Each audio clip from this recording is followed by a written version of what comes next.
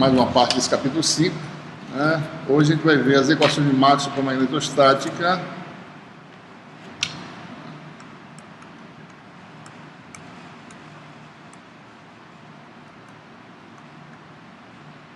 Magnetostática, ainda no vácuo, né? Não falando de meios materiais e a natureza magnética dos meios. E com as equações de Maxwell também tem a formulação integral, e a gente pode resolver problemas com a formulação integral.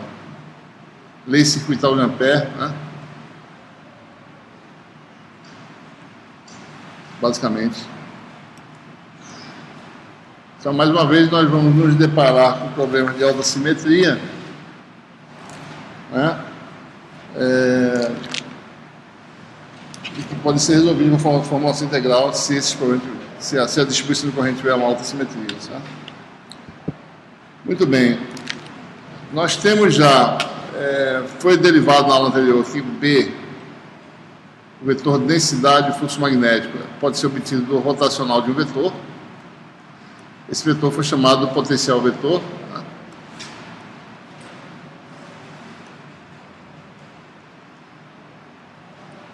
E nós temos uma expressão para potencial vetor, né, para a distribuição de volume. Certo? Né? Potencial vetor é uma integral de volume, μ0 aqui, J, que é a densidade de corrente.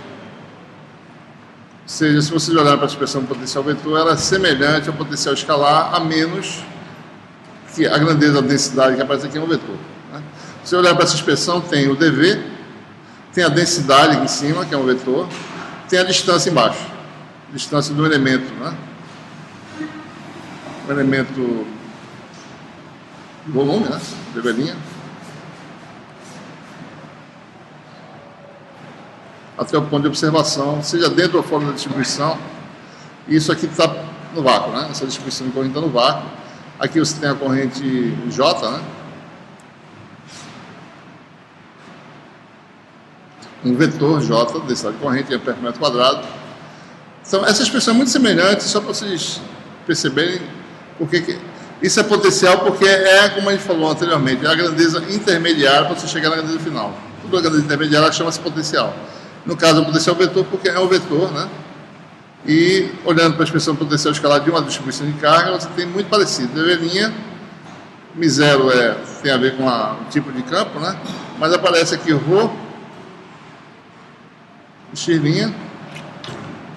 sobre 4π no vácuo, no caso, né? ε0, distância, né? As expressões são análogas, né? Isso aqui cada componente dessa expressão é exatamente uma função desse tipo. Então, nós precisamos de duas equações, a nossa grandeza final é o B, né?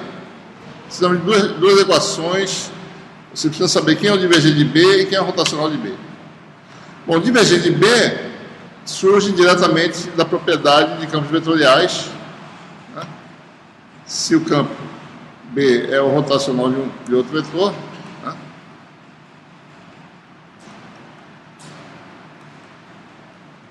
Nós sabemos aquela identidade, né? Divergente do rotacional de qualquer vetor é sempre zero, qualquer que seja esse vetor.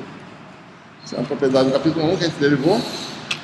Então, se B é o rotacional de um vetor, se eu calcular o divergente de B por essa propriedade, né? Essa propriedade aqui, então imediatamente eu sei que isso aqui vai dar zero. Né? Então surge a primeira propriedade fundamental do campo B. Né? O campo B não tem divergência. Ou seja, se ele tivesse divergência, isso aqui seria o quê? Na nossa interpretação, seria uma densidade de carga magnética, certo? Se existisse, mas não existe. Né? Então, isso já é a primeira afirmativa, né? Que diz que não existe cargas magnéticas, monopolos magnéticos. Né? É o fato disso aqui sempre ser zero. Certo? Bom, essa é a primeira equação. Né? Então, não existe isso aqui, então dá zero. Qual é a segunda equação? Bom, a segunda equação é o rotacional de B. Né? Então vamos ver o que seria o rotacional de B. Né? Calcular, dado que B é rotacional de A,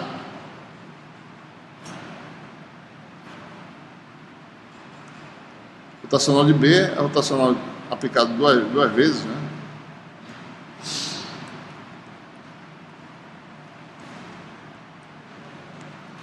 Isso aqui tem uma expansão, está lá uma das identidades no capítulo plug, isso aqui dá gradiente do divergente de A sendo vetor, divergente é uma função escalar e gradiente volta a ser um vetor de novo. Então, gradiente de uma função escalar que dá um vetor, menos o laplaciano vetorial de A. Tá? Então, a gente precisa agora, dado A, aquela expressão geral que eu acabei de mostrar, preciso calcular duas coisas. Quem é divergente e quem é o laplaciano. Então, primeira pergunta, quem é o divergente de A? Dado que A é dado por aquela expressão. Segunda, quem é o laplaciano vetorial de A? Tá? Divergente de A, a gente pode mostrar, e está derivado aqui nesse capítulo 5, que dá zero.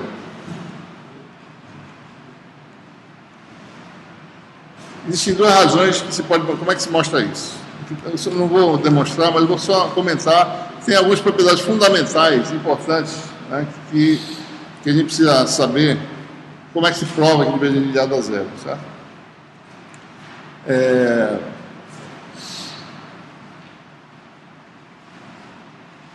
Fundamentalmente, na realidade, uma razão simples. O divergente de A dá zero, como é que se mostra isso? Pega a expressão para o A e calcula formalmente o divergente de A. Pega o divergente e calcula o divergente disso aqui, certo? E, ao se chegar nesse resultado de divergente de A igual a zero, passa-se por uma condição importante, né? Chega-se nessa expressão aqui, deixa eu colocar aqui, que é a equação, bom, está sem número aqui, essa equação aqui.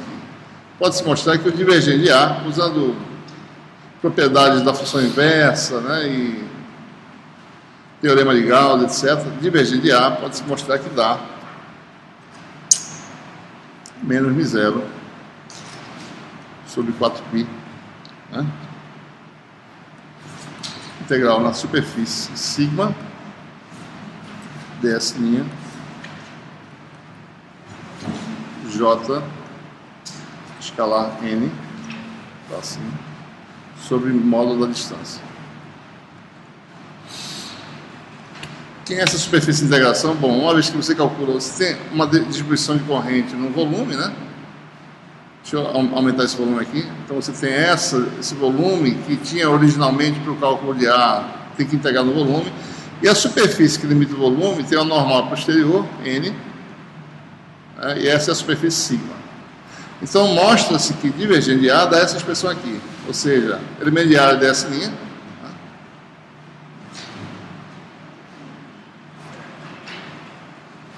E aí aparece, isso aqui é vácuo, né? Isso aqui é corrente também no vácuo, pulverizando o vácuo, corrente, por exemplo, um enrolamento, certo? E aparece a projeção do J na direção normal à superfície. Observem, fora dessa região, a corrente é zero, não tem corrente, certo? Porque eu fiz um volume de integração que contém toda a densidade de corrente. Então, no exterior desse volume não tem corrente. Porque se tivesse, meu volume pegaria essa corrente também, certo? Então, nós temos uma condição de contorno para o J, N escalar J2 menos J1 no regime estacionário, vocês estão lembrados, isso aqui dá zero.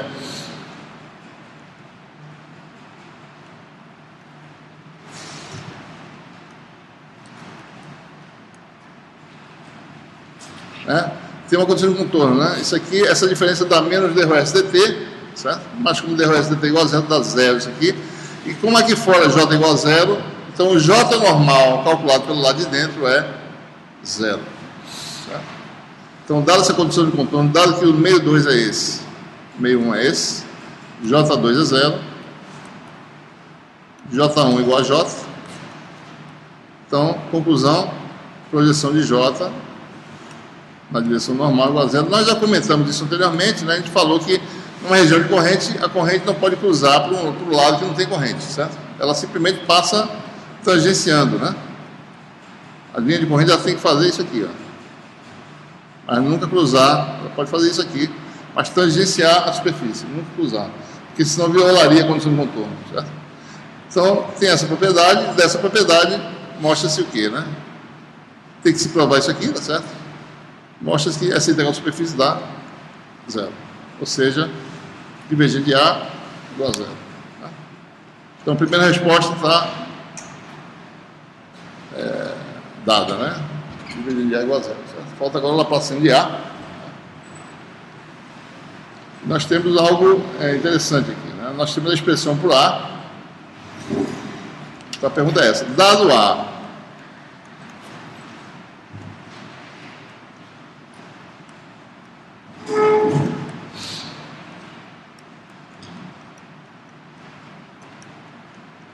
quem é Laplaciano de A?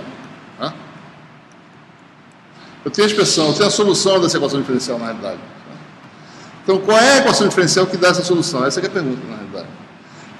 A gente pode responder essa pergunta analisando problemas semelhantes. Dado φ, função potencial, numa região aberta em que tem um volume de carga, dado pela densidade de carga ρ,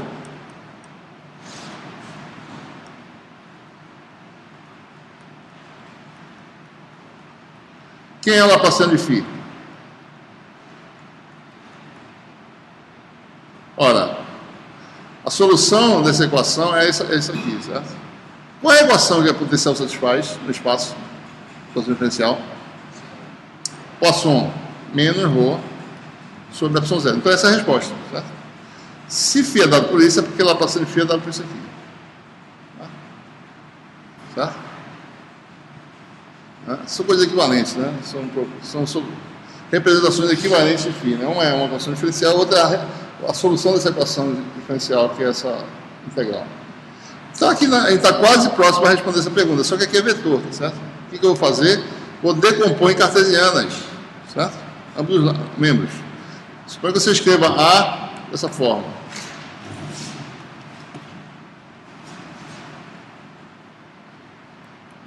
Soma de I igual a X até Z, né?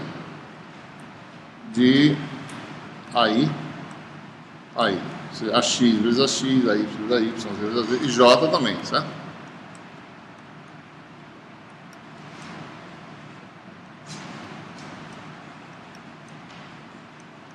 Em cartesiano, né? Porque em cartesiano os vetores são constantes, certo?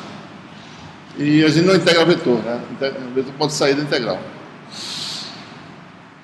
Então a gente vai pegar essa expressão componente a componente, né? Se eu pegar a componente x de j, eu tenho a componente x de a.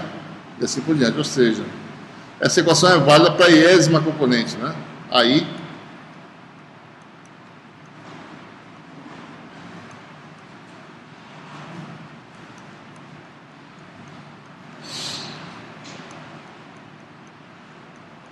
eu vou calcular cada componente, depois soma vetorialmente, eu tenho A, né?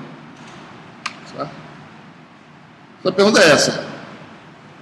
Bom, outra coisa, né? Só para o Laplaciano de A, né? É soma de I igual a X até Z, o Laplaciano desse produto aqui. Aí, certo?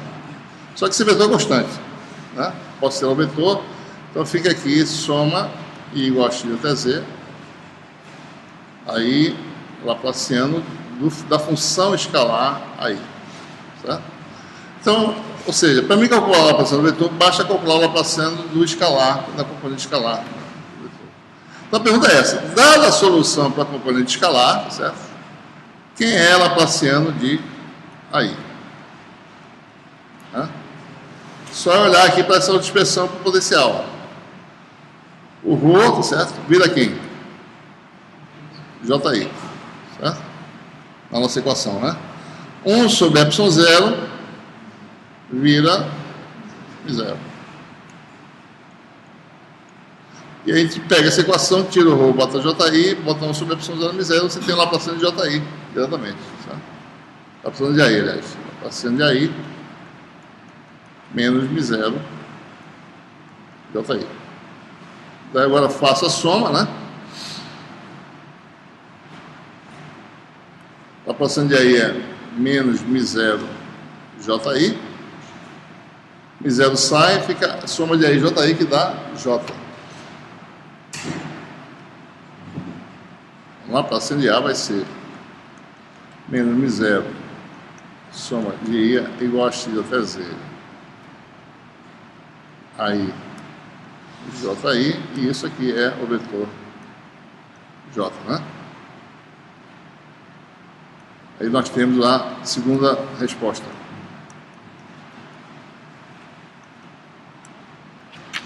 A proporção de A igual a menos μ0J.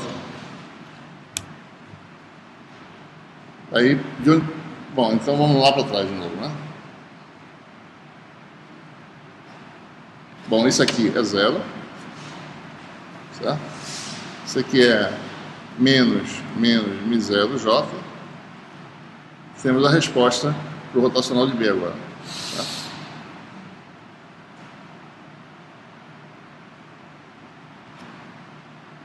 Rotacional de B, quem?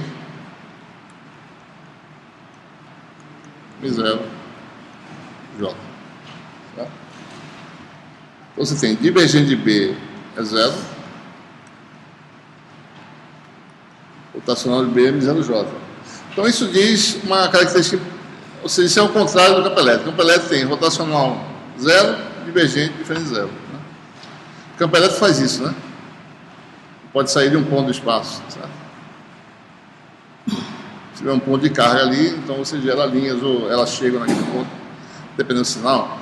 Isso quer dizer que, bom, primeiro, as linhas de B não vão mais ser, não pode começar nem terminar, a linha de B tem que ser assim, certo? Pode se fechar, né? Essa natureza é totalmente diferente. O campo B do campo E, certo? Então, essas são as equações diferenciais da magnetostática no vácuo, certo? Ainda não falou em meios materiais. Talvez seja oportuno a gente introduzir, como a gente fez no caso da eletrostática, o vetor campo magnético, que ainda não foi tocado. Vamos definir, para eliminar o μ0, certo? μ0 dessa equação, posso colocar um campo, certo? Que tem aqui um fator multiplicativo μ0 que cancela esse μ0 aqui, certo? Então, no vácuo, ele vai definir B igual a μ0H, certo? Só no vácuo. Essa seria a relação constitutiva válida para a magnetostática no vácuo. Simplesmente um produto de duas quantidades parecidas, né? Tem o mesmo comportamento. A gente vai generalizar esse conceito. Lembrando, isso aqui é vetor densidade de fluxo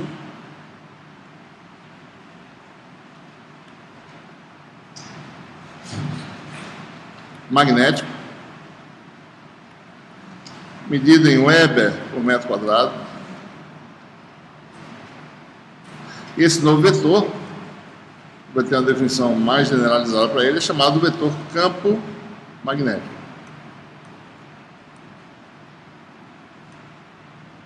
Então aqui, a grandeza original é o B. Ele surgiu da força magnética, né, em circuito de corrente. O B é a grandeza original, certo?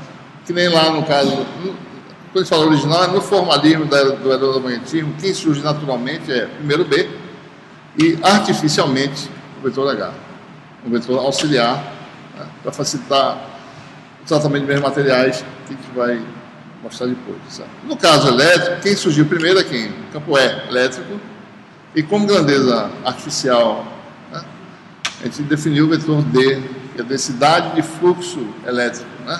Observe, é meio confuso, né? Esse aqui é a densidade de fluxo magnético, é original. O densidade de fluxo elétrico é o ciclo secundário, no caso elétrico. Tá?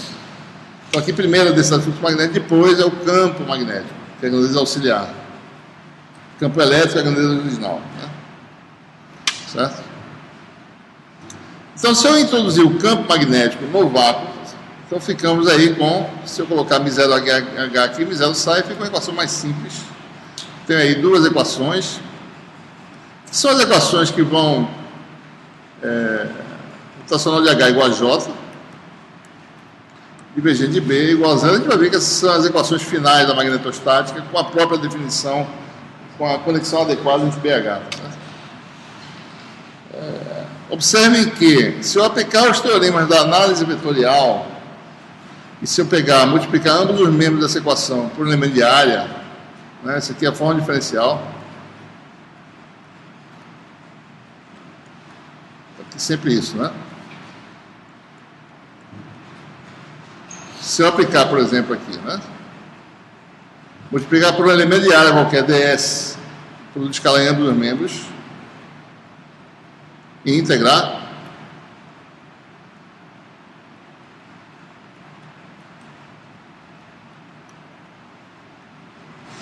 passo 1, passo 2, fizer isso aqui, numa superfície aberta, certo? Tá?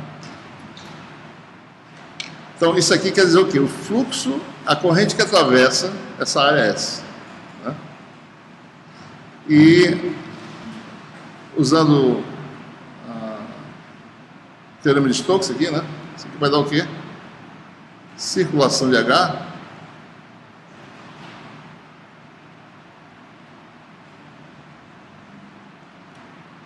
igual a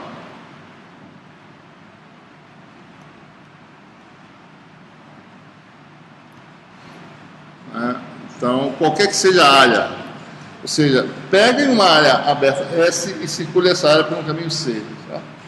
É isso que esse teorema está dizendo. Né? Calcule a corrente que atravessa essa área, deixa eu pegar aqui mais ou menos a geometria.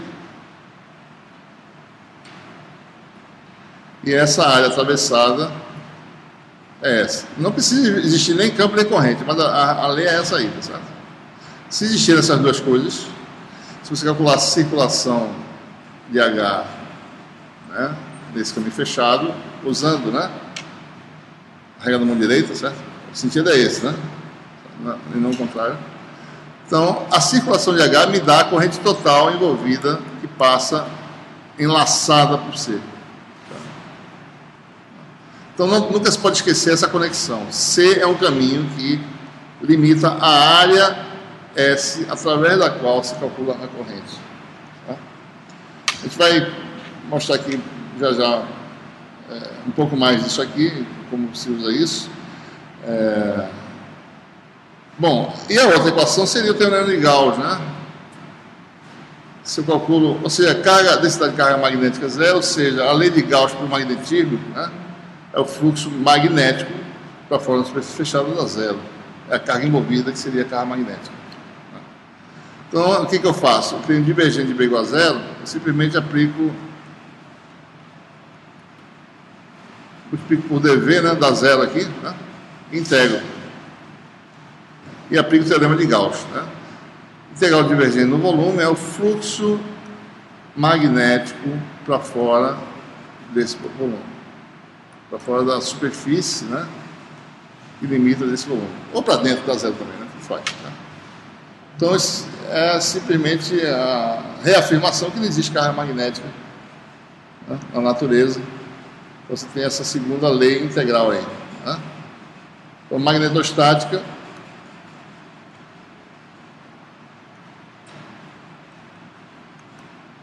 no vácuo, introduzimos o vetor H, né, e B igual a μ H,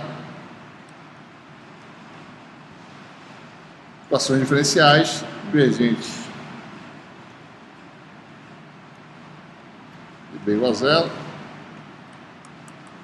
rotacional de H igual a corrente, densidade de corrente, e as formas integrais, fluxo magnético a zero, e circulação de H é a corrente envolvida pelo caminho. Se eu comentar um pouco mais a respeito da lei, essa segunda equação é conhecida como a lei circuital de Ampère, né?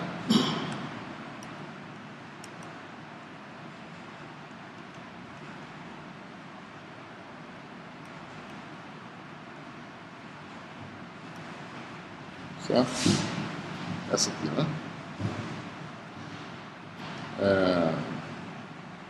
Vamos explorar um pouco mais.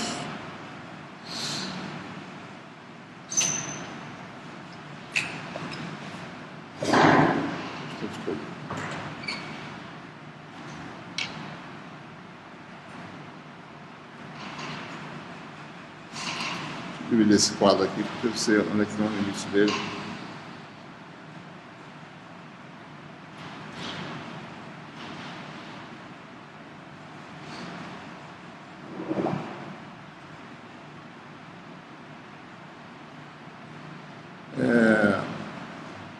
Tá bom,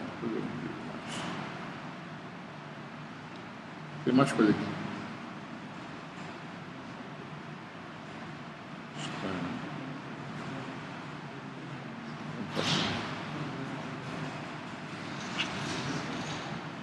Observe o seguinte, né?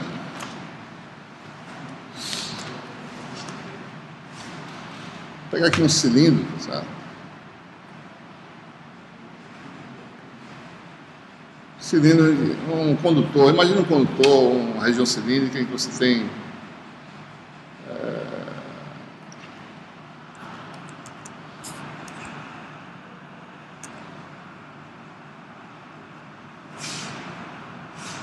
mais ou menos aqui um pedaço dele.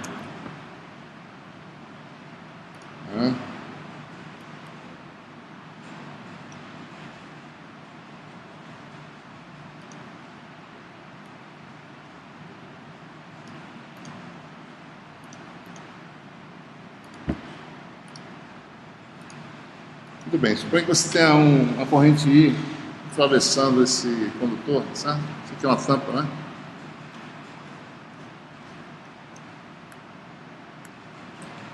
E outra tampa, certo? Mas você tem uma corrente I fluindo aí. Eu posso aplicar a lei de Ampère em vários caminhos aqui, por exemplo, né? Por exemplo, posso pegar um caminho externo, totalmente. Passando por fora aqui, certo? Indo lá por fora, né? Posso pegar um outro caminho, pega um pedaço dessa distribuição, certo? Eu vou pegar aqui embaixo porque dá para ver melhor, né? Vou pegar um caminho aqui, que pega aí parte do cilindro.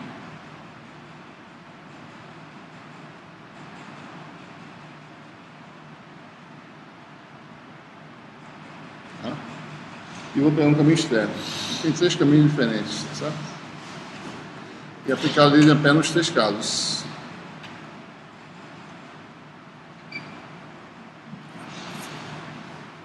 Vou chamar esse aqui de C1, de acordo com a nossa figurinha aqui também, né? C2. E aqui é C3, certo? Então, se você for aplicar a lei de Ampère nos 3 casos, né, por exemplo, aqui fora, calcular a circulação do campo magnético. A área limitada é essa área aqui, não tem corrente passando aqui, então se eu calcular a integral de HDL ao longo de C1, dá zero. Tá? Não quer dizer que o campo é zero, quer dizer que a circulação dá zero. O campo existe, mas dá zero. Se eu calcular em C2, vai ser a corrente envolvida por essa área. A área S2 é toda essa área aqui, certo?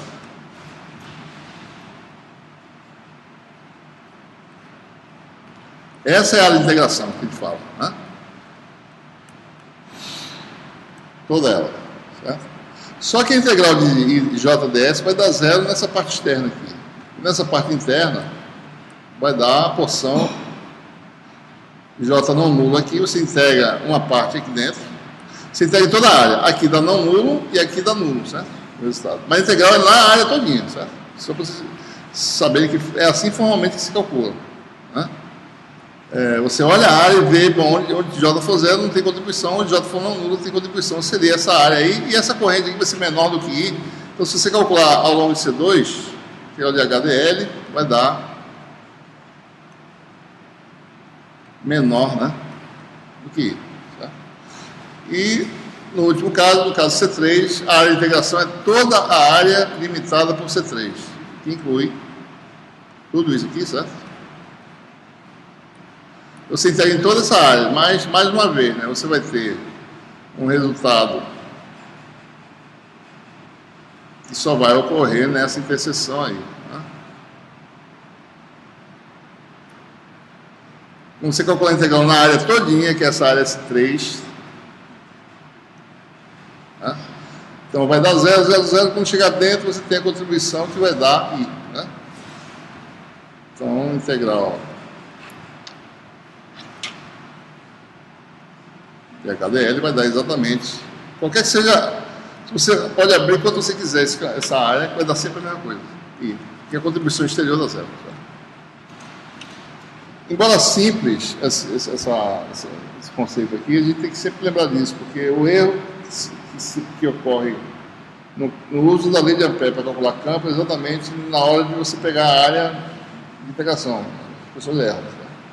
Tem que saber que tem porções que não tem corrente e dá 0 a contribuição. Então, ou seja, resumindo, né, C é o caminho que limita S. Então isso não pode ser esquecido. Tá? Onde quer que seja, C limita S. Em partes de S em que corrente seja 0, não há contribuição.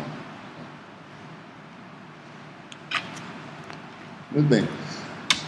Bom, temos aí agora a lei de Ampère.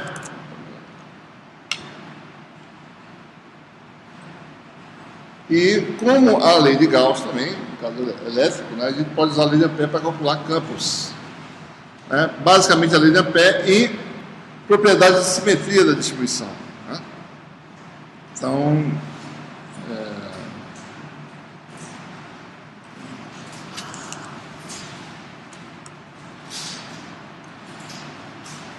determinação de campos. Na verdade, a gente rigorosamente tem que usar duas equações, não uma só. A gente usa basicamente a lei de Ampère porque a outra ela é utilizada implicitamente quando você soma contribuições, né? Você decompõe sua distribuição em pares, né, de elementos e analisa vetorialmente a contribuição desses pares de elementos. E nessa análise você no fundo está usando a outra equação.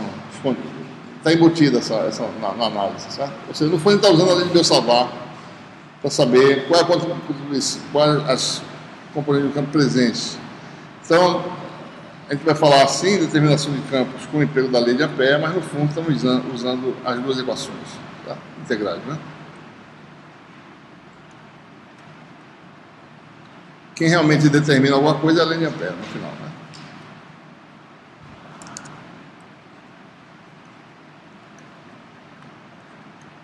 Então, observem, como ele está no vácuo, né, a gente vai calcular o campo magnético H e B é vezes H. Né? Então, no fundo, ele está calculando ou B ou H, né, com essa formulação. Então, observem, né, a gente tem essa equação integral.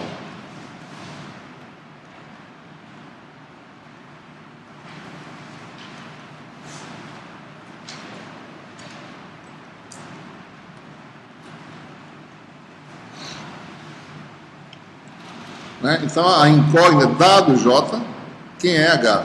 Mais um problema de equação integral. A incógnita está dentro da integral. Rigorosamente, teria que saber primeiro quem é H para calcular a integral. Né? Então, o que tem que saber? Né? Tem que ter certas as situações em que no caminho de integração, a projeção de H seja constante, de forma que ele possa sair da integral.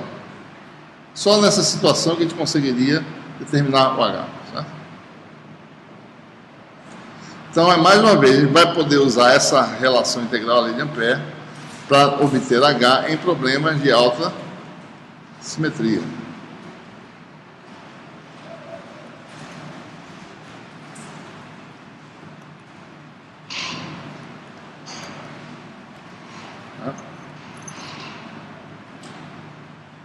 Então, aquelas duas questões fundamentais, né?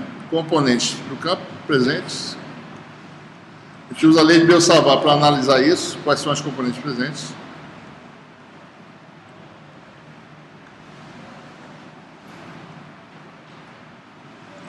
Então, quais são as componentes presentes e de que coordenadas essa componente ou essas componentes dependem, né? Então, dependência com as coordenadas. Como eu falei anteriormente,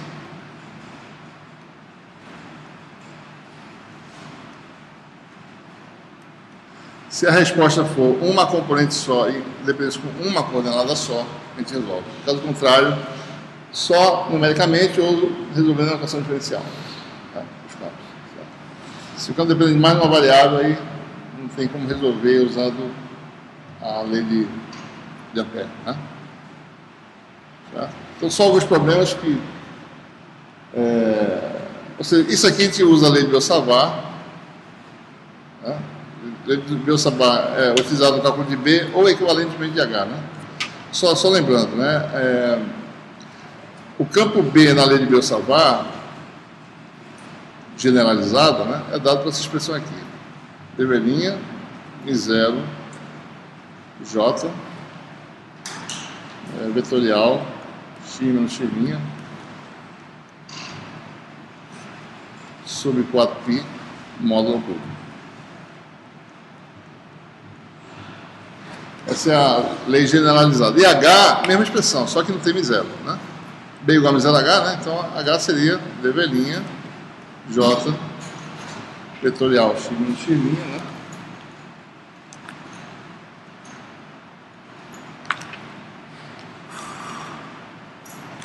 Só por aqui, né?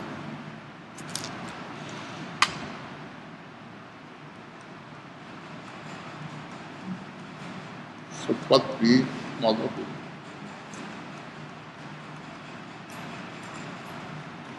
Então vamos só relembrar aqui, né? Quer dizer o seguinte, né? A contribuição de um elemento num ponto, x', está na direção desse produto vetorial. Certo?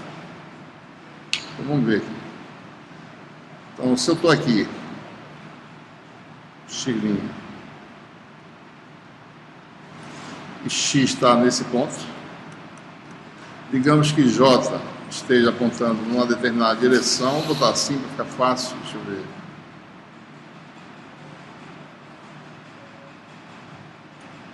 Se J está assim, né? Então, é o produto vetorial de J com esse vetor de diferença, x menos x', que é esse vetor aqui. Esse produto vetorial, então, nesse ponto, a contribuição desse elementozinho, que está, não coloquei aqui, mas aqui tem um volumezinho diferencial dV', né? Em que você mede uma densidade de corrente J. Então, nesse ponto, a densidade de corrente é na direção do polegar, né? O produto vetorial de J com x menos x'. Você seria entrando aí no quadro, certo? Vamos dizer que esses dois vetores estão no plano, né? Esse aqui vai entrar no quadro, certo? Então, o dB, né? Ou o DH estariam nesse sentido aí, certo? Pega o J, vetorial x menos x', lá naquele ponto, esse JDV produz esse dBzinho nesse sentido. Então, essa é a coisa que precisa saber para a Biot-Savart e saber que as coisas dependem da distância, né? Elementos equidistantes de um ponto produzem o mesmo efeito, certo? Mesma magnitude, né? E a direção do vetor é dada pelo vetorial. Então, é com isso que a gente vai saber como determinar as componentes de campo presente de uma distribuição. Né? Por exemplo, vamos fazer aqui alguns exemplos. E a dependência com as coordenadas a gente faz como? Pela sua simetria. A gente roda a distribuição, translada a distribuição e vê se há modificação. Né? E descobre as dependências. Né? Exemplo simples é do fio infinito. Né? Foi calculado pela lei de Biot-Savart e agora vamos calcular pela lei de Ampère. Vou botar ele horizontalmente, que é melhor. Né?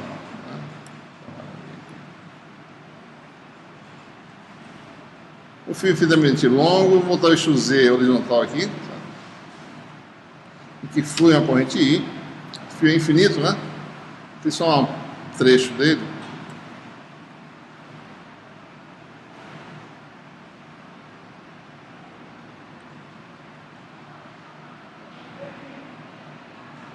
Deixa eu ficar agora.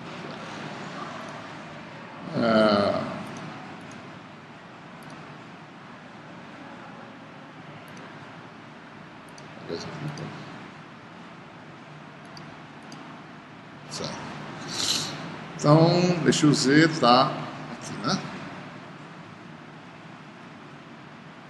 Infinitamente longo.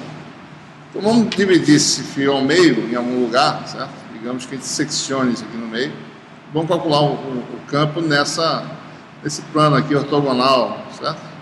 Ao fio. A reta está meio errada, né? Deixa eu fazer uma melhorzinha.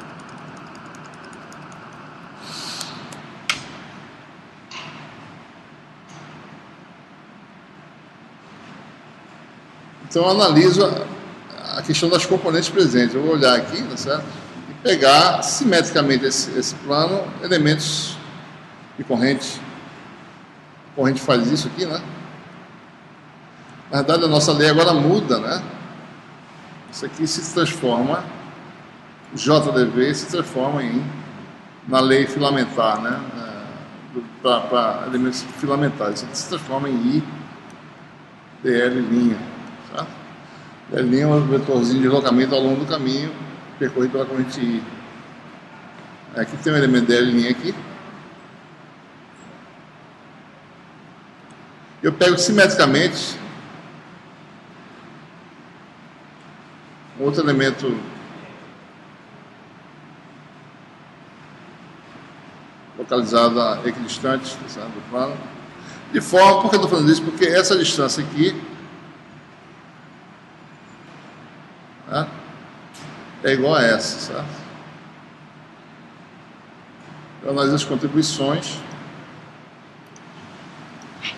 Você tem produto vetorial desse vetor. Isso aqui é o x', né? X' é esse vetor aqui, certo? E o x seria esse vetor aqui. O módulo de x menos x' é o mesmo para os dois casos. Tá? Então, isso, produto vetorial com x menos x' dá o quê? Dá uma contribuição que está entrando no quadro, né? Certo? Não está saindo, né? Não, desculpa. Não, saindo. DL vetorial x menos x'. Não, tá certo. X menos x' esse vetor. Tá certo, não está saindo do quadro, né? Eu fiz certo no anterior, foi? Deixa eu ver aqui. J. Esse aqui tá certo, né? X menos x'. Tá certo. Esse aqui. I vetorial esse vetor, né? Dá isso aqui, né? Então a contribuição desse elemento dá saindo, tá certo? Já dá. E a contribuição desse elemento também, né? Dá saindo. Né? Nesse caso específico, a soma dos dois está na direção desse vetor. E esse vetor aqui, né? Se você olhar isso aqui, isso nesse sentido aqui, é um aumento da variável φ, certo? Que o eixo Z para lá, né? Φ aumenta para cá. Então, o vetor H só tem uma componente, que é a componente azimutal, e você não sabe de quem ela depende, de R, φ ou Z, certo? Princípio, a φ. Então, a gente responder a segunda pergunta, né, eu acho. Que componente? Na primeira pergunta, quais são os componentes? Já respondeu com análise de decomposição usando a lei de Biot-Savart. Ou seja, no fundo, estou usando divergente de B, porque a lei de Biot-Savart é equivalente àquelas duas coisas, divergente e proporcional de B. Né? Segunda coisa é de que coordenadas essa componente depende. Né? Daí fazemos o quê? Operações de translação em relação a R, rotação em relação a φ e translação em relação a Z. Translação em relação a Z, a contribuição ao fio permanece inalterado, então não vai depender de Z. Tá? Rotação do fio em torno dele mesmo, né? Não muda a distribuição, certo? Então o campo não depende de φ. Daí você tem aí translação. Se eu estou num ponto aqui, observando o efeito magnético, pego o fio de loco em relação a esse ponto, é de se esperar que o efeito enfraqueça ou fortaleça, dependendo de para onde eu vou. Então fica só uma dependênciazinha na variável R, certo?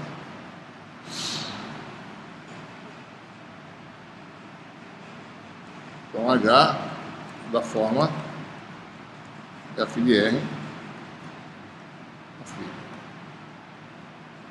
Isso aqui tem a natureza nova aqui, né? A componente azimutal é uma dependência na coordenada radial. Né?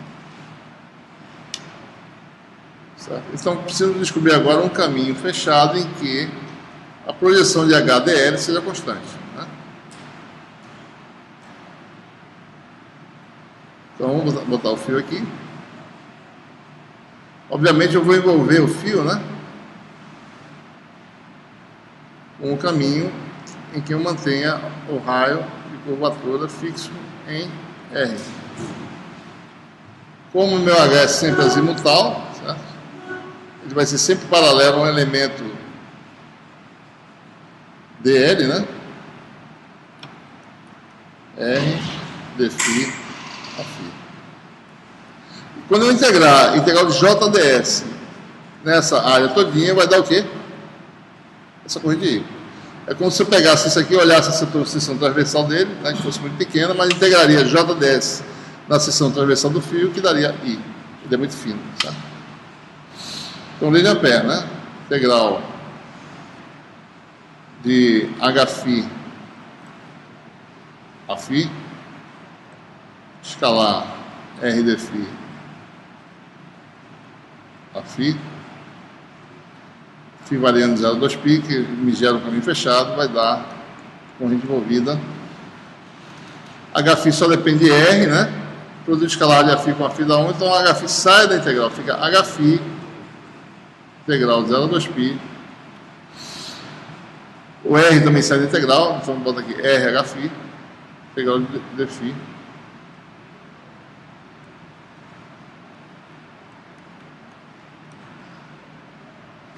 Isso aqui vai dar 2π, né? Temos aí o resultado.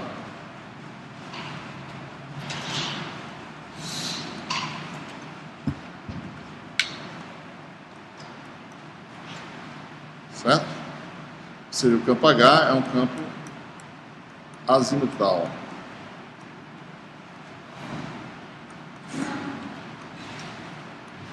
Ampère por metro. Tá? Olha sempre a unidade, né? Ampère por metro. Quem é o campo B? B igual a mz H.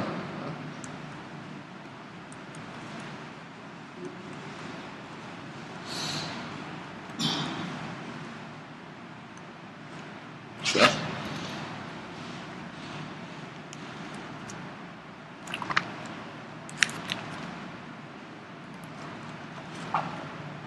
Vou fazer esse do plano aqui, tá certo?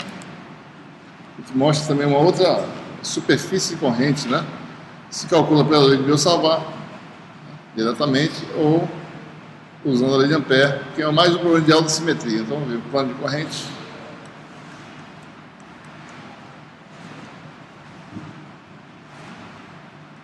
Plano infinito.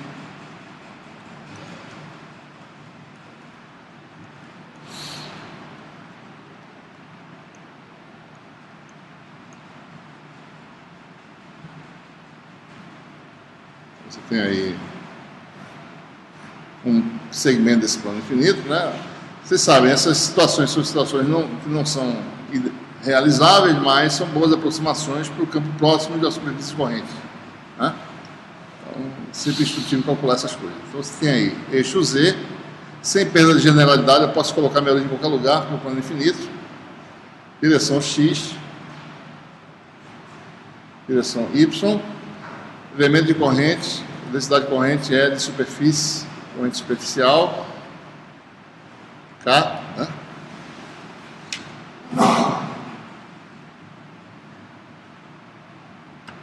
Mais uma vez aquela pergunta, né?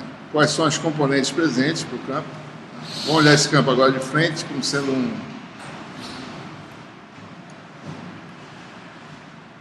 Vamos olhar esse plano infinito como sendo uma plaquinha, sabe? Olha essa plaquinha como sendo constituída de fios, né, paralelos, certo? É como se tivesse uma distribuição de fios muito próximos, né?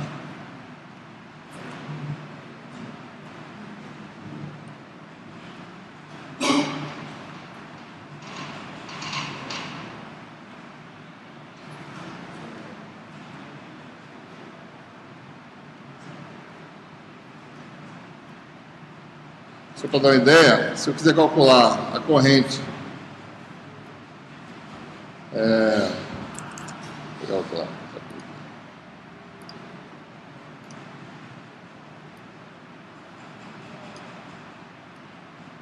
corrente que atravessa essa área aqui, né? qual é a corrente que atravessa essa área, né? A densidade é K, né? Na direção, essa direção aqui é X, deixa eu botar aqui.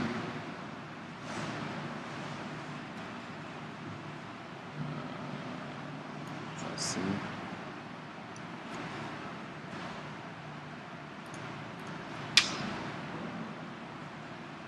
Isso aqui é Y, né? Deixa eu botar grande.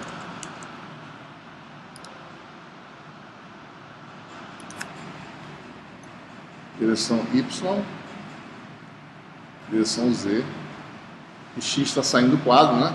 Então, bom, quem é a corrente que atravessa essa área aqui?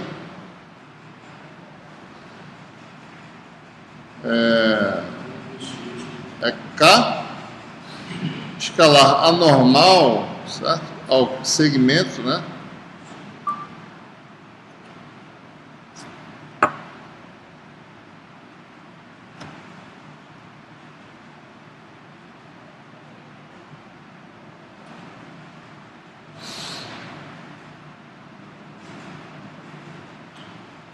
Certo. É K escalar anormal. Anormal é anormal ortogonal ao segmento, para onde K é a projeção de K ao longo dessa normal aqui. Olha isso aqui como sendo a área atravessada, certo? Dx, no caso, né? Integral de x1 a x2. Deixa eu botar mais para baixo aqui. Vou fazer isso, talvez, né? Integral de x1 a x2.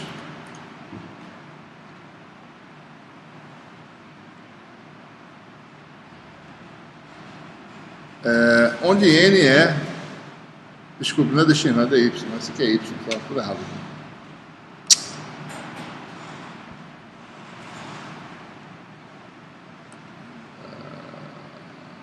aqui. Y1 até y2, né? Está errado, paga tudo. A normal, né, no caso, a normal é que sai do quadro, n igual a x. Então a corrente, essa corrente aqui vai ser I igual a integral de y1 até y2, k escalar a x no caso, né, dy. Assim calcula, certo? É como se a corrente tivesse distribuída na área dessa placa, né? Então a área atravessada é dy vezes a espessura, e a espessura entra a densidade de carga corrente superficial. K é um vetor constante, vamos dizer que K seja K0 a x. Então, se eu quisesse calcular a corrente que atravessa o segmento, que vai de y1 até y2, seria o quê? K0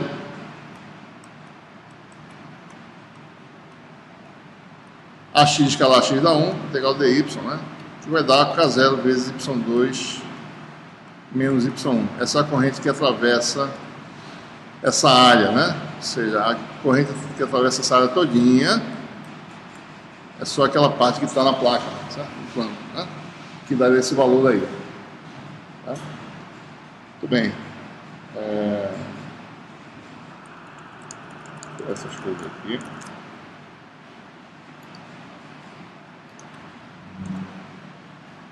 Essas coisas aqui, eu vou ver essa figura ainda. Né? Então, observe, né? Bom, então voltemos. Isso aqui é só para a gente reforçar, relembrar como é que calcularia a corrente que atravessa uma certa área. Né? Essa é a forma de calcular. Então, quais são os componentes presentes para esse problema? Né? Lei de Biot-Savart, mas a gente já vai usar o fato que a gente conhece o campo de um fio infinito. Tá? Então, vem aqui nesse ponto, pego dois fios desse aqui. Equidistantes, pego um fio a certa distância, pego duas distâncias equivalentes, pego dois fios desses e calculo as contribuições, e analiso as contribuições deles, né? Então, esse fio aqui faz uma corrente assim, né? A corrente do fio faz isso, em torno do fio, tá? Então, esse aqui vai estar na nossa circunferência, né? Depois até fazer ela, né? Deixa eu ver. eu faço mesmo? Talvez eu faça isso, mas não dá. Não dá para fazer isso.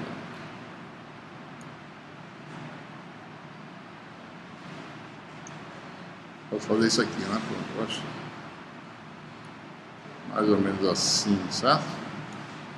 Então esse fio faz um campo que é desse jeito, em torno dele, certo? O campo desse fio aqui.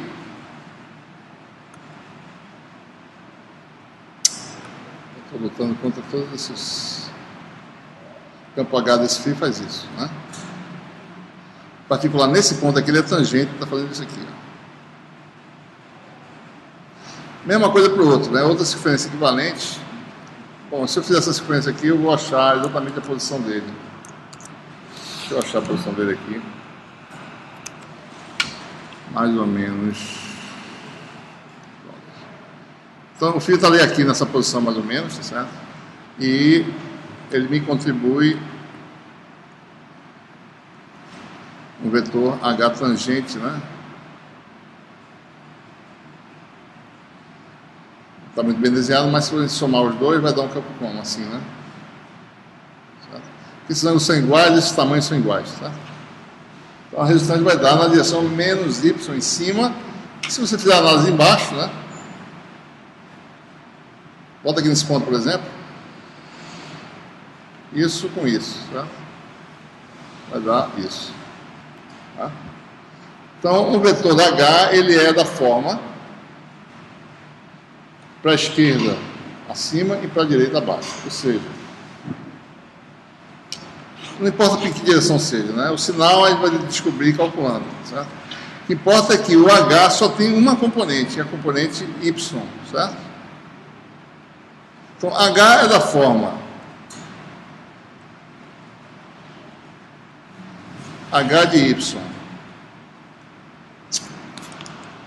que é uma função de três variáveis, né? X, Y e Z, em princípio, mas uma componente presente na direção Y, com a seguinte propriedade,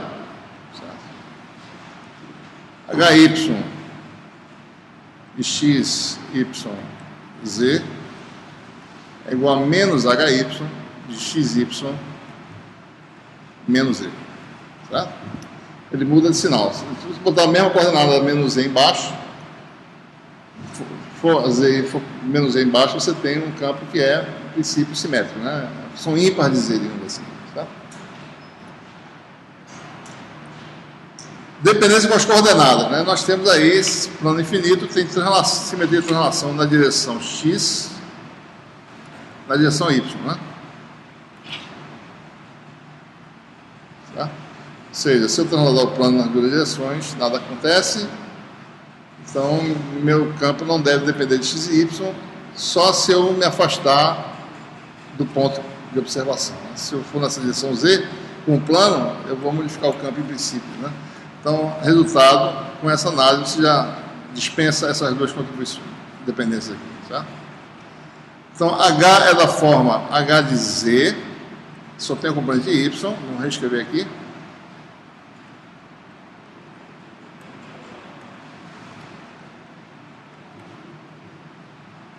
Com a propriedade importante que não podemos esquecer, que HY de menos Z menos HY de Z.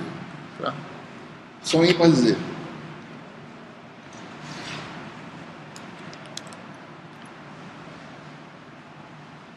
Então vamos aplicar agora a lei de Ampère, né? Eu vou pegar aquele segmento quadrado de novo.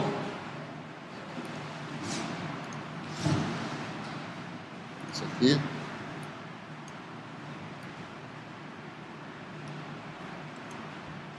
Essas coisas aqui, esse negócio aqui todinho, tá? Deixa eu tirar isso aqui.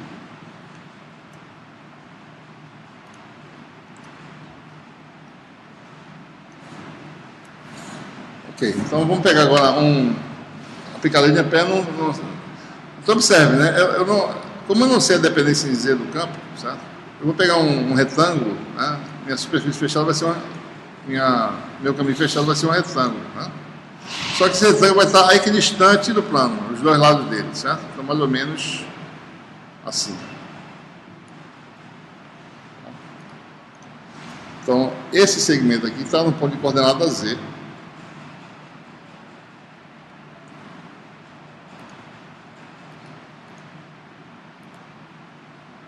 Né? Isso aqui é coordenada, chama de Z1, certo? Z igual a Z1.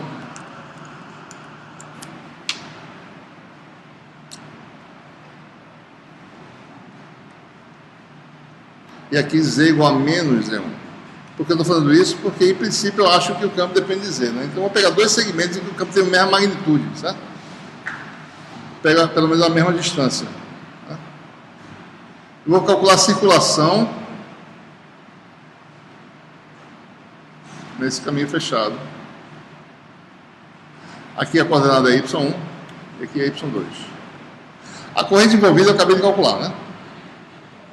K0, Y2 menos Y1, certo? Vamos calcular agora a circulação de H. Vai ter essa integral de HDL de Y1 da Y2, mais zero, porque H está sempre na direção Y, né? Todo escalar dá zero, então aqui dá zero e aqui dá zero. Então vai dar, aqui é a integral de linha, né? Então agora aqui tem que tomar cuidado, certo? Vou fazer aqui do lado. Então vai ser a circulação de H. Vai dar o quê? Vamos colocar direitinho. Integral de Y1 a Y2 de HY de menos Z1, tá? A Y, produto escalar com DL. Bom, quem é DL em coordenadas cartesianas? Aqui nesse segmento. Essa direção é a direção qual? Y, né? É DY a Y, certo? Mais, aqui dá zero, então mais essa integral aqui, mais integral de Y2 até Y1 de HY de quem? De Z1 a Y. Observe que eu não estou colocando sinal nenhum, HY de Z1 vai ser calculado. Tá? Produto escalar com quem? Quem é o elemento de comprimento aqui? Oi? DY a Y, mais DY a Y. Mesmo que você vá para lá, o elemento componente Y de DL é DY a Y, e não menos DY ainda. Certo? Quem diz para onde vai é os limites de integração. Se você botar menos aqui, vai cancelar o menos daqui também. Certo? Então você tem que botar direitinho aqui para não errar. Tá? Corrente envolvida deu quanto? Isso aqui. Eu posso botar essa parte K0.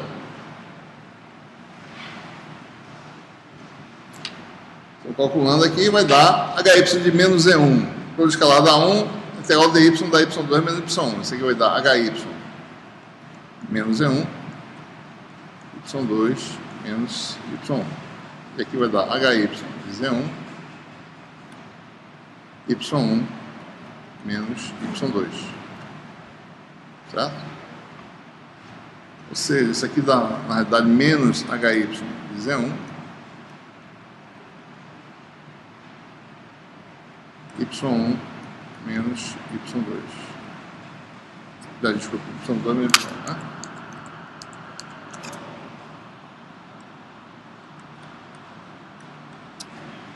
Aí, então, nós temos HY de menos Z vezes isso, menos HY de Z, fica em evidência Y2 menos Y1,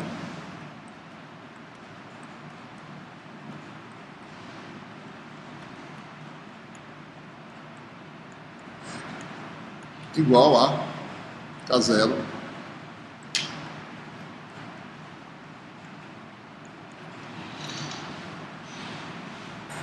certo? Cancela, né?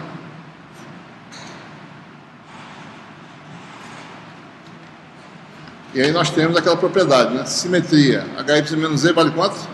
Menos HY de Z. Então dá menos 2HY de Z igual a K0, ou seja, HY de Z, vamos botar Z agora, certo? Igual a menos K0 sobre 2. Aliás, Z1, eu boto aqui Z1, certo? Porque Z1 é positivo, certo? Então, o campo lá em cima é para o lado esquerdo, como a gente falou, certo? Né? E o campo embaixo é menos do campo em cima, ou seja, H pode ser escrito assim, né? Menos H0 sobre 2 módulo de Z sobre Z. Na verdade, não precisa nem disso aqui não.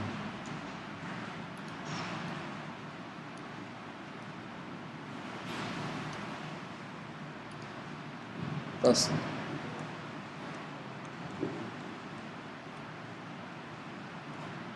Módulo de Z sobre Z. Aí, né? Trazer positivo. Ou seja, o campo é sempre constante de cada lado, né? Resultado que a gente já sabia. E muda abruptamente de sinal quando você passa pelo plano. Muda, aqui está o plano, né? Muda abruptamente para cá, sabe? Isso se torna constante, uma função ímpar. B vai ser quem? M0H menos M0 K0 sobre 2 módulo de Z sobre Z é Y. A gente obteve de forma mais rápida o resultado em relação à aplicação da lei de Biot-Savart, né?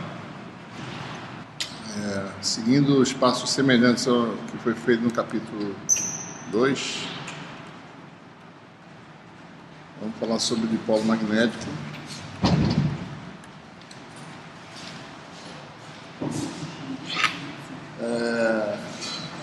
Lá na eletrostática, ele falou que a matéria isolante, né, é constituída de átomos, né? Condutor também, né, mas isolante especificamente. O efeito elétrico de meios isolantes é um efeito produzido pela separação de cargas, né, pelo estado de polarização.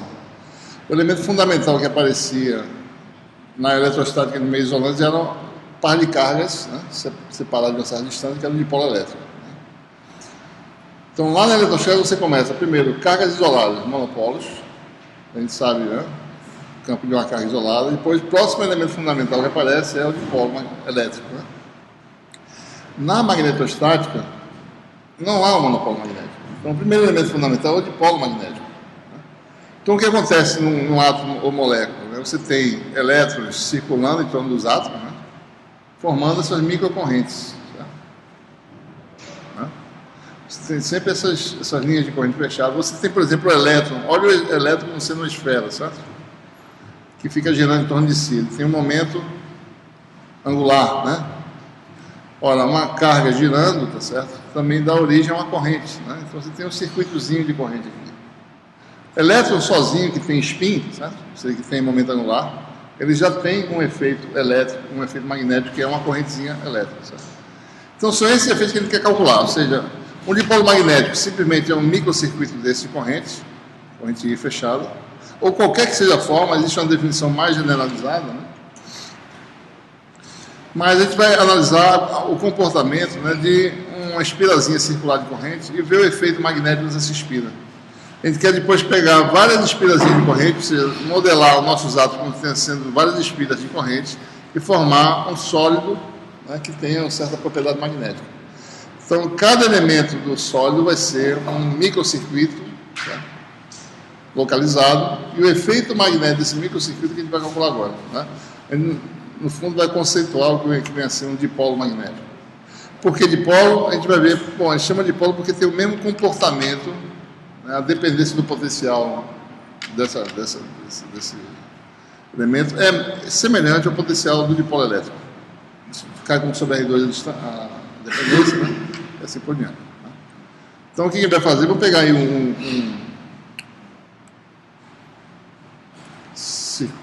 Isso aqui é uma coisa que vale qualquer que seja o tamanho, né? Mas depois a gente vai particularizar para o caso em que as dimensões são pequenas em relação a...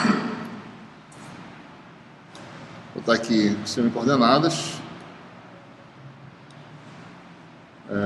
Em uma espira circular, né? Corrente.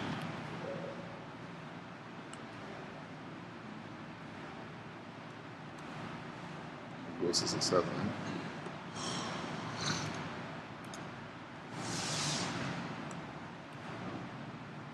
Então, nós temos aí uma espira de corrente, circula a corrente I.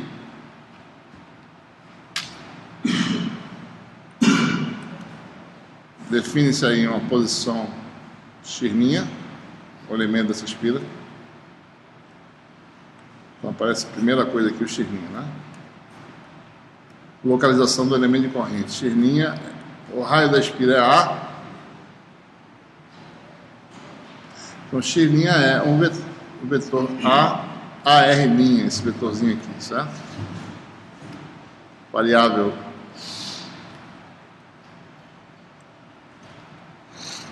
Queremos observar o efeito na posição x, a uma distância r da origem. Estou misturando aqui cilíndricas com esféricas, né? Ângulo polar é θ, linha, né, no caso. Desculpe, θ, né? Isso aqui é fixo, certo? θ é fixo, AR é fixo. O azimute do AR' é variável, vale filinha. Por outro lado, esse vetor x, aqui em cima, aqui, né? Deixa eu fazer outro vetor x aqui. Vou apagar isso aqui. Não, eu vou tirar esse alça aqui, peraí. Tira isso aqui. Tira isso aqui. Deixa eu botar em mais luz. Vou tomar outra posição aqui para poder desenhar direito.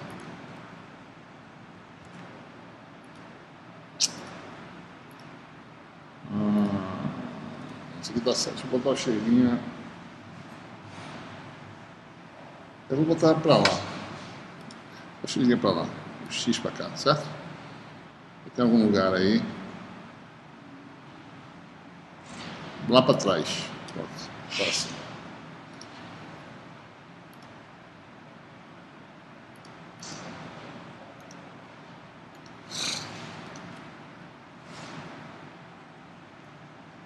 Então, do x.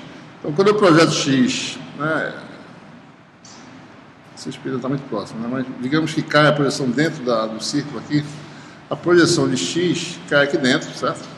Bom, isso é um ângulo polar θ, e isso subtende um azimute daqui para cá, certo? Que é φ. Tá?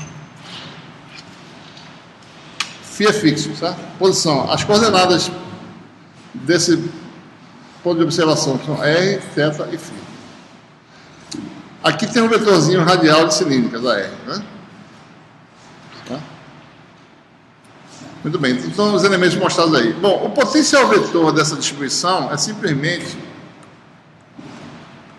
a expressão reduzida, digamos assim, da expressão mais geral, que é a integral de volume. Isso aqui daria integral μ0 I dl' sobre 4π módulo. A expressão mais simples, né? Em que x aqui é dado por RAR, né?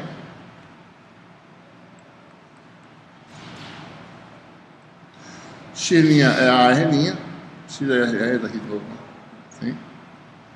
dl' é o elemento, esse elementozinho aqui. dl' seria a d', a filinha. Certo? Então, todos os elementos aí. A integral então vai se tornar integral no azimuth, né? Para gerar todo o caminho, eu gero integral de 0 a 2π μ0 I a d', a filinha sobre 4π. E aí aparece o módulo de RAR menos a R', certo? Então vamos tirar da integral todo mundo aqui que é constante, μ0 e a sobre 4π sai, certo?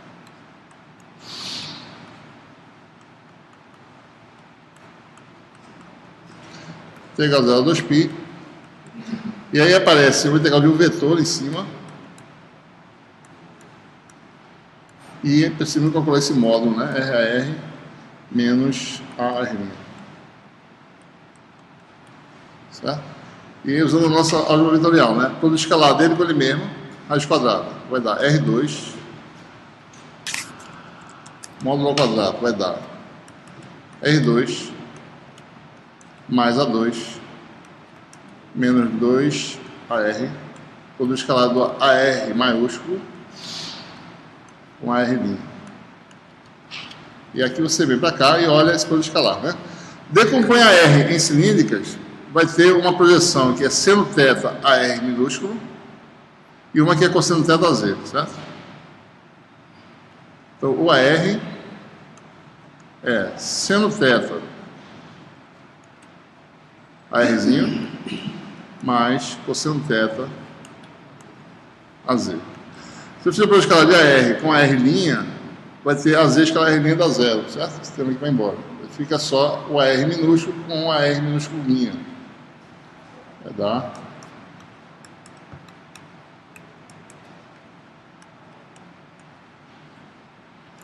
Aí aparece um seno θ e aparece para o escalar.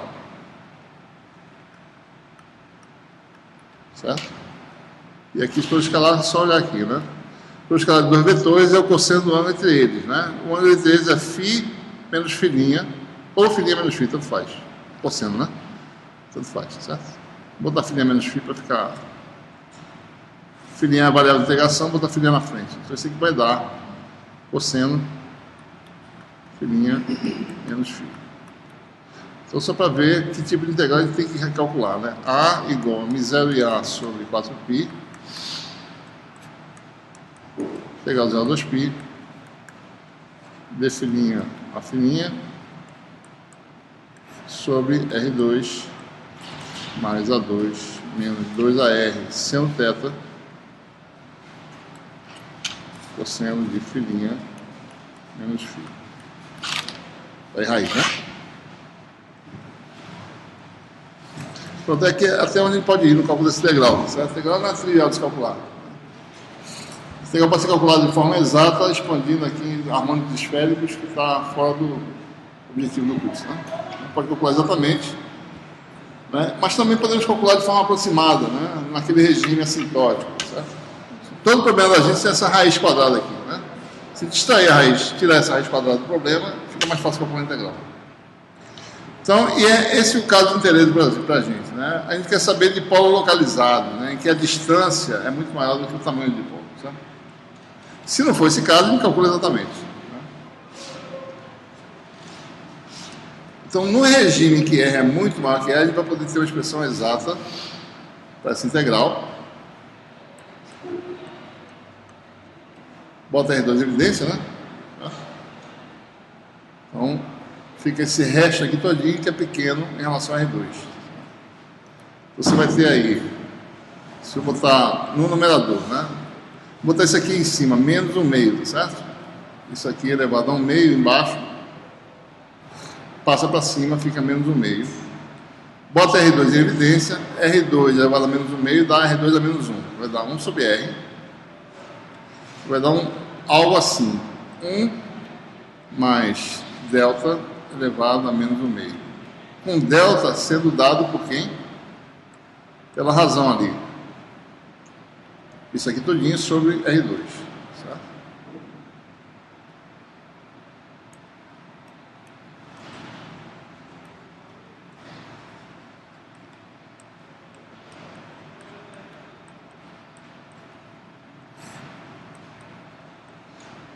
No pior caso, no melhor caso, isso aqui é da ordem de A sobre R, né? Outro termo é a ordem quadrática ainda, menor ainda. Sabe? Vai manter, esse termo aqui vai dar contribuição zero, mas a gente vai manter ele, só para ver isso aí. Mas é isso aqui que a gente tem, ó. Delta, em que delta é um número muito pequeno, certo? Delta é muito menor do que 1 em módulo, né? Tá?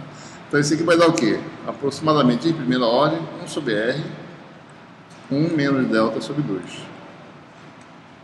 Tá? Então observa, né? Aparece, então na integral, vou botar aqui embaixo, ficar melhor.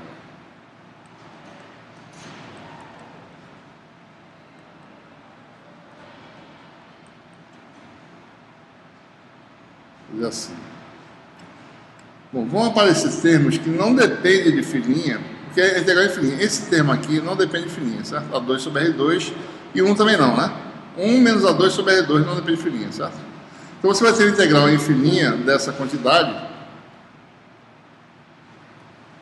Na verdade seria aqui.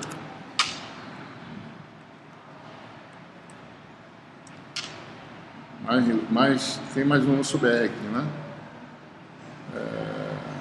1 sobre R, né?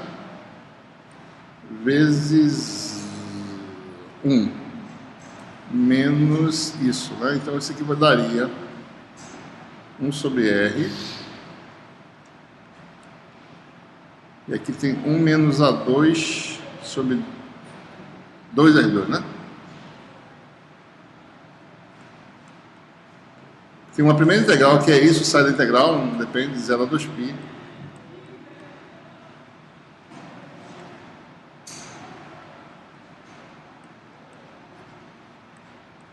Certo? Primeira integral é o termo DC, digamos assim, que não depende de filinha, né? A segunda integral vai ser menos com menos mais, né? 2 com 2 cancela. AR sobre R2 dá A sobre R.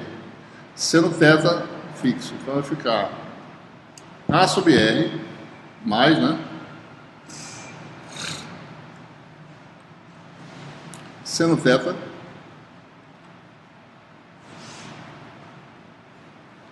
integral cosseno de filinha menos φ a filinha de filinha, tá? 1 sobre R, deixa eu ver. Tem 1 sobre R da frente, né? Esse 1 sobre R é aqui, que eu esqueci, então tem mais um R que aparece aqui, certo? Tem um R2 aqui, certo? Pronto, essa primeira integral dá quanto? Integral do vetor variável afim de filinha. Ele depende só de quem? Seno de φ menos seno de φ na direção x, cosseno de φ na direção y, integral dá zero.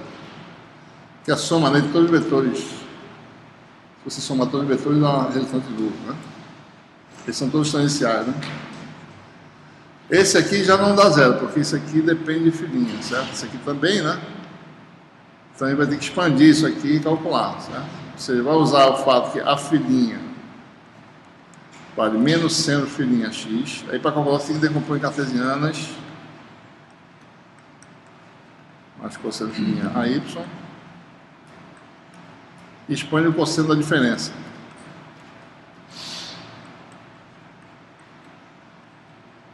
Cosseno, cosseno A, cosseno B mais seno A, seno B, né?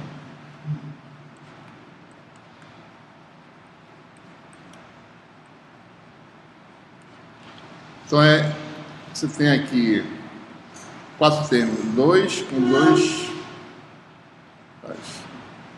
2 termos, né? Vezes 2 termos, dá 4 termos, né? Dá 4 termos. Dá 4 termos, certo? Esse vezes esses dois dá 2 termos, mas esse aqui dá mais 2, dá 4 termos. O produto dos dois. Então observe, né? Você vai ter integral disso, vou fazer aqui, certo? Desse produto aqui, dessas duas funções, você tem cosseno de filinha, seno de filinha, certo? Nós teremos também, de novo aqui, seno filinha, cosseno filinha. Integrais cruzadas, tá certo? Seno filinha, cosseno filinha. Então vai aparecer a integral de 0 a 2π, seno de filinha, cosseno de filinha, de filinha. Quanto é que dá essa integral? Essas funções são ortogonais, certo? Ortogonalidade de funções, né? Essa função aqui dá seno ao quadrado sobre 2, dá de 0 a 2π dá 0. Né? Mas essas são funções ortogonais, na álgebra vetorial, álgebra linear, né? Essas funções são funções ortogonais, no espaço de 0 a 2π, certo? Dá 0 a integral. Se você botar seno de filinha, seno de 2 filinhas, dava 0. Seno de filinha, seno de n filinha, com n diferente de 1, dava 0. Porque são funções ortogonais. E seno e cosseno são funções naturalmente ortogonais. Né? A integral do produto dá 0. Né? Então, essas integrais aqui são nulas, né? Então, você tem agora a integral de cosseno ao quadrado, integral de seno ao quadrado. Uma integral de cosseno ao quadrado de φ, né? para a gente ver as integrais aqui. Cosseno ao quadrado de fininha. De fininha dá quanto? Isso aqui é 1 mais cosseno de 2 fininha sobre 2 de fininha. Integral do cosseno de 2 fininha dá 0. Aqui dá seno de 2 fininha, né? E dá 2 que dá 0. Então fica a integral de d fininha sobre 2 que dá π. Mesma coisa para seno ao quadrado. Também dá π, certo?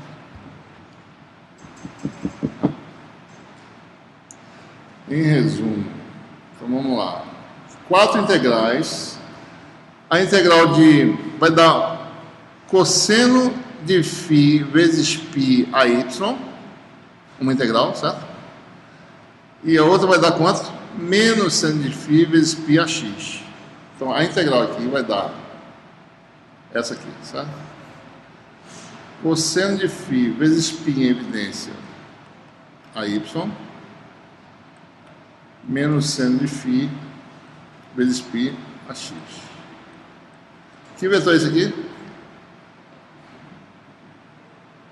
Menos seno de φ a x mais cosseno de φ a y. Quem é?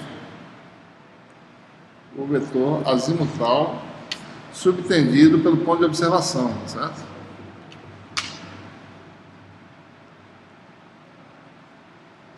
Menos seno de φ a x mais cosseno de φ a y.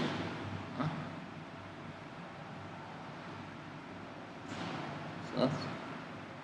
Ou seja, então resumindo, né?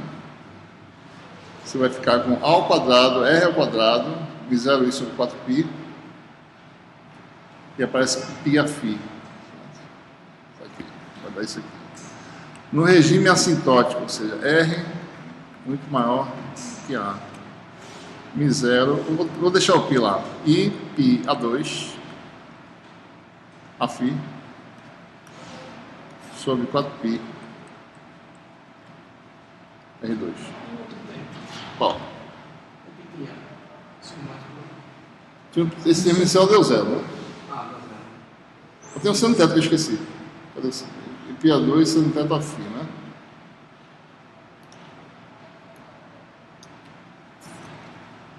Falta alguma coisa? Não, deixa eu ver. Tá certo,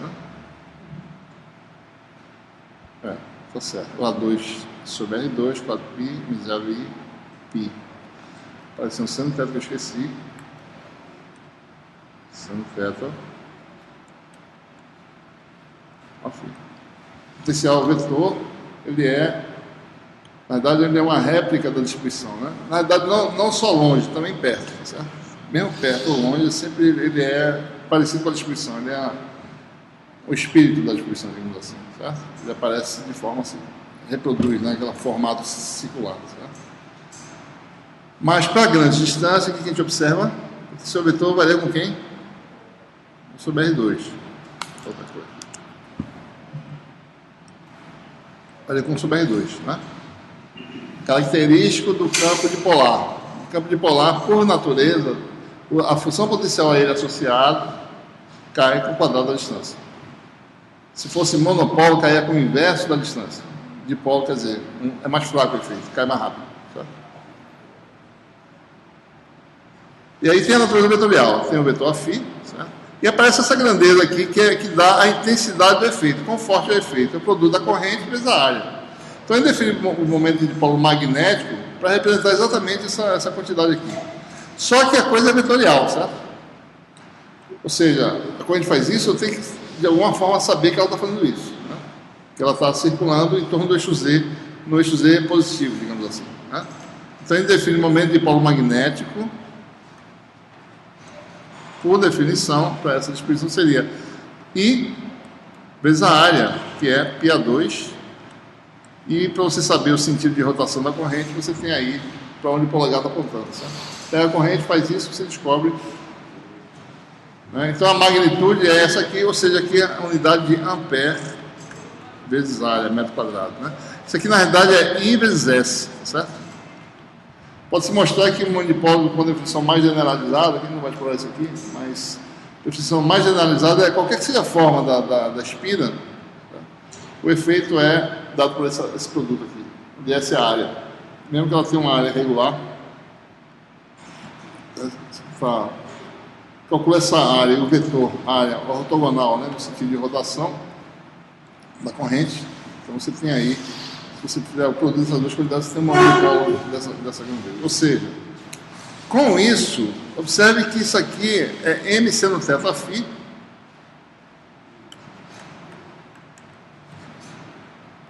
M0, isso aqui, né? Magnitude M, né? Seno θ a φ. 4πr2. Na realidade, isso aqui é o produto vetorial. Vou olhar aqui a figurinha.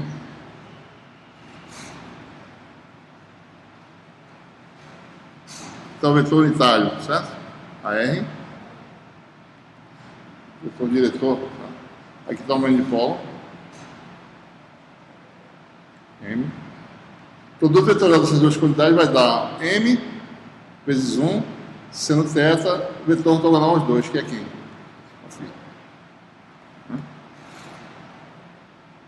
Que é seno do ângulo, né? Produto vetorial, produto de vetores, do módulo de vetores, sendo entre eles a direção ortogonal, que dá o afim. Então isso assume aquela forma cartesiana que a gente já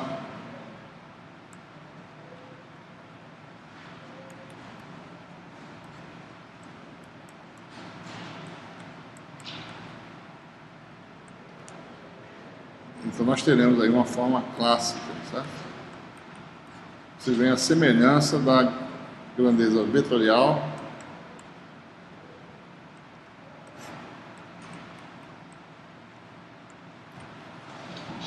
né?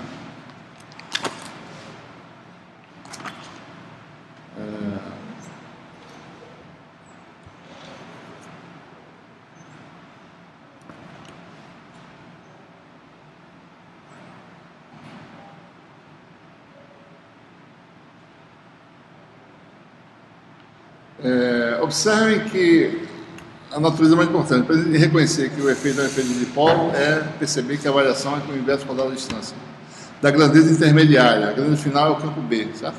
B igual a rotacional de A, né? Observe a semelhança disso com o potencial escalar elétrico, de um dipolo elétrico. Né? P escalar AR. Só que aparece uma opção zero aqui, mas é a mesma coisa. R2, né? Dipolo elétrico, dipolo magnético, a natureza vetorial, porque isso aqui é um potencial escalar, né? Isso aqui dá um vetor, e é um vetor circunferencial. Então essas coisas são semelhantes. Se vocês calcularem o rotacional de A,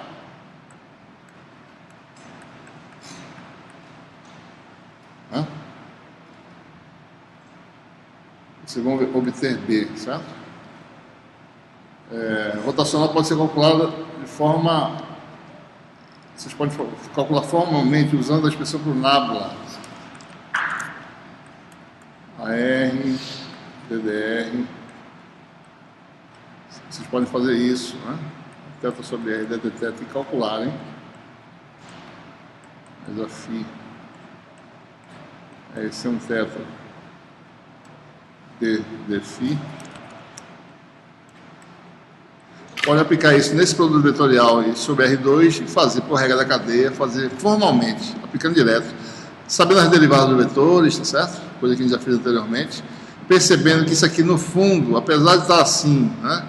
Isso aqui é seno θ em cima e R2 embaixo, não depende de φ, essa derivada aqui não vai ser necessária, que essa função aqui não depende de φ. Tá? Você tem essas duas derivadas para calcular, eu deixo vocês fazerem isso como exercício, certo? Calcular B e mostrar que dá isso aqui, ó. M0 sobre 4πr3, mesma expressão que a gente obteve no campo do dipolo elétrico. M escalar AR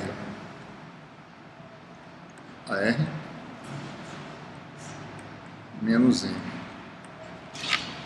Tá? O B de um dipolo magnético é dado por essa expressão. O campo elétrico de um dipolo elétrico é dado por essa expressão aqui.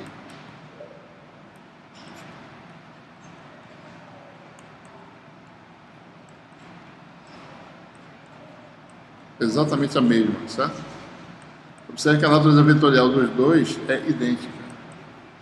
As linhas de E são idênticas às linhas de B.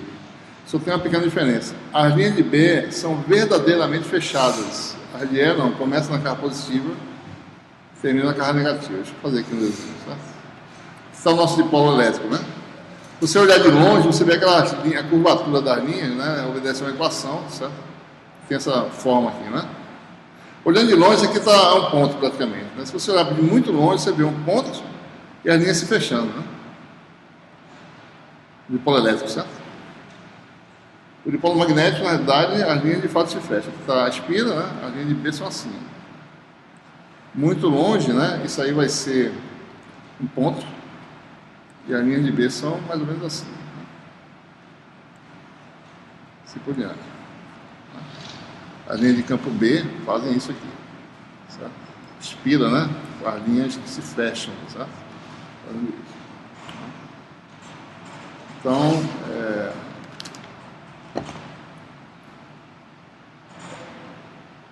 nós... Acho que a gente vai parar por aqui.